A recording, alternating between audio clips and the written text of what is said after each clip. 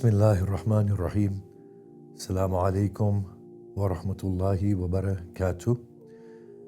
We are blessed to once again have the opportunity to encounter the month of Ramadan, a month in which Allah is the host and we, His creatures, are the guests. It is said in a hadith that the most unfortunate soul is one who manages to fast through the month of Ramadan and has not been forgiven by the end of it.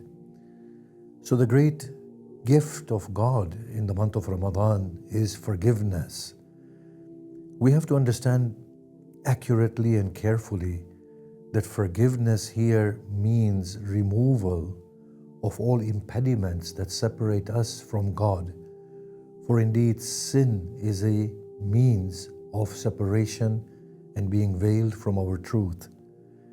In that sense, the month of Ramadan is an opportunity for us to find ourselves and to reach our objective.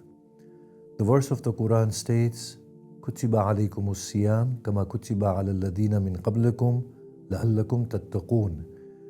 Fasting has been prescribed upon you as it was prescribed upon those before you, so that the presence of God may increase within you. From here we understand that life is all about us increasing the presence of God. But not God as the other one, the one that we reach out to, but God as our own original reality that now becomes an objective for us to attain. When we talk about returning to God, often we mistake returning to God in the sense of finding something, gaining something in our capacity as human beings and in our formed and specific identities. Nothing could be further from the truth. The verse of the Quran states, Ya ayyatuha an-nafs al-mutma'inna irji'i ila rabbiki. O contented soul, return to your Lord. From here we can see straight away that life is all about returning. We are from a particular source. At this point in time, we have become alienated. And this time and this month is an opportunity for us to return to that source of ours, which becomes our objective in life. But the verse says, contented soul, not any soul. So the return is when there is contentment, and that contentment is a sign of return. When does a soul become content? When it is filled, when it is completed. There is no longer any yearning left. Once that completion comes, the return is done. We often think that a return is at the point of death and physical bodily death. Nothing could be further away from the truth than this assumption. When we read the Quran, we see people on the day of Qiyamah, when they are addressed by the angels, we find that these people are as blind on that day as they were in this world. They are ready to lie, they're ready to argue, they're ready to deceive the angels and God.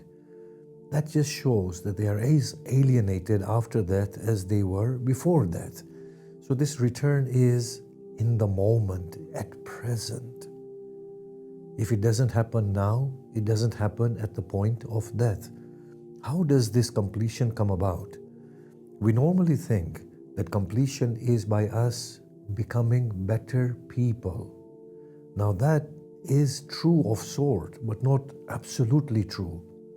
When we become better people and God still remains the other one, that is not a proper return, because God is still the unknown. We can only become complete from within when we remove falsities of our personality, of our identity, and allow the original truth to emerge gloriously. Only when that happens do we find fulfillment and contentment. The Prophet of Allah said that if the son of Adam had two valleys of gold, he would surely desire a third one. You see, the human soul, when it awakens within the body, it is beguiled into thinking that it is the body. And as a result, it wants to preserve itself. And hence it yearns longevity, it yearns health, it yearns wealth, it wants to prosper, it wants to leave behind offspring so that it may never die.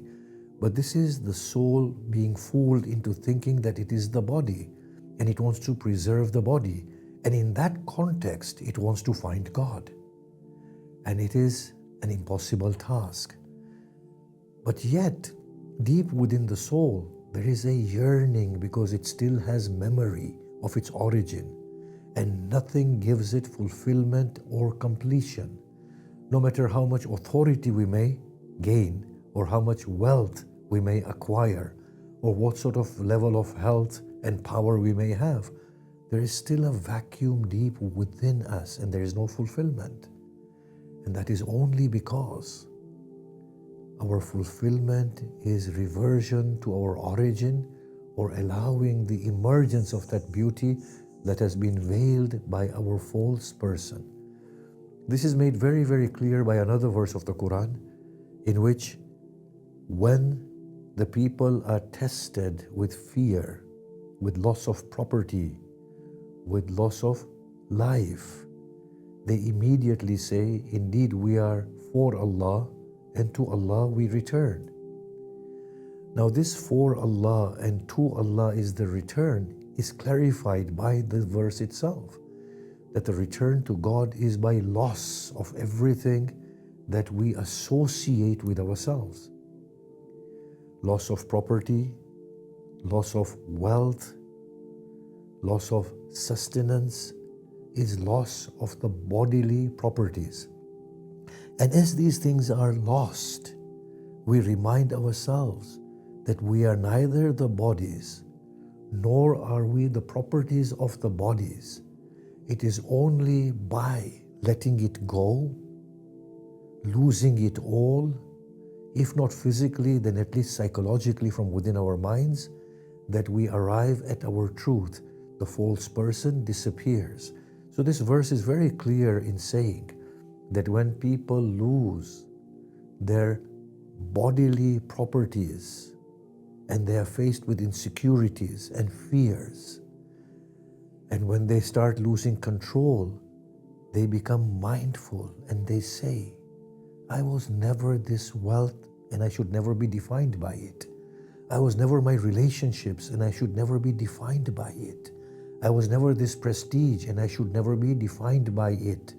I should not have fear of loss because what I am losing was not mine.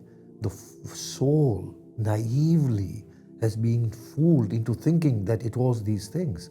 But no, the reality of the soul is far loftier. And to remind ourselves that I was and am for Allah. And by the loss of the falsities of life, I'm returning to Allah by becoming needless of the body and the bodily.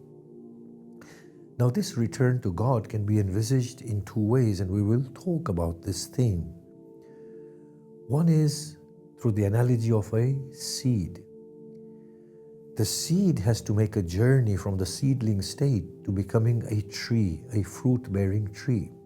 In other words, the seed has within its limited confines a glorious tree that bears fruit and produces countless seeds. But the only way it can get there is if it allows its chest to be torn apart, to lose its seedling state and allow for the emergence of a greater truth and beauty. In that process, it would have to lose its fear of loss. It will have to lose its own identity so that it can arrive at a more unrestricted identity. And the process continues until it arrives at the fullness of itself. So here the journey is one of us willfully being ready to forego our false selves and arrive at a greater self. The other analogy is that of a drop of water re-entering the vast ocean. Now, as it begins to see the ocean, it is filled with fear. And that fear is that I will lose myself. What it doesn't understand at this point is that by losing itself, it's going to be re-encountering its real self.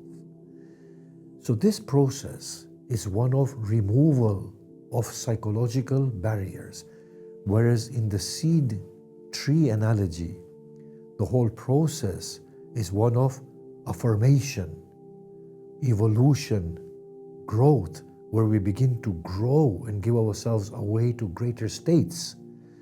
So let us say, becoming charitable and overpowering greed, for example, becoming merciful and overpowering vengefulness. In the analogy of the water, it's more psychological, letting go of the fear of losing ourselves.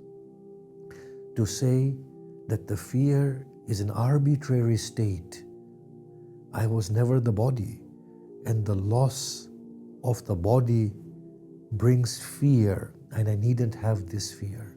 And then go deep into our journey and re-enter the ocean. So these are the two analogies about our journey to either our objective or reversion to our origin. And both of them go hand in hand. So this month is about not only receiving the blessings of God, but of removal of the barriers, which is forgiveness. And as the barriers are removed, we revert to our origin. Oh, the glorious beauty dormant within us emerges and displays itself gloriously, where God is not the other, the one that we pray to for things. God becomes the reward, the one, where we don't have to shout out to God. We don't have to rush to Makkah to find God. We call and He is here. His presence intensifies within us. Wassalamu alaikum wa rahmatullahi wa barakatuh.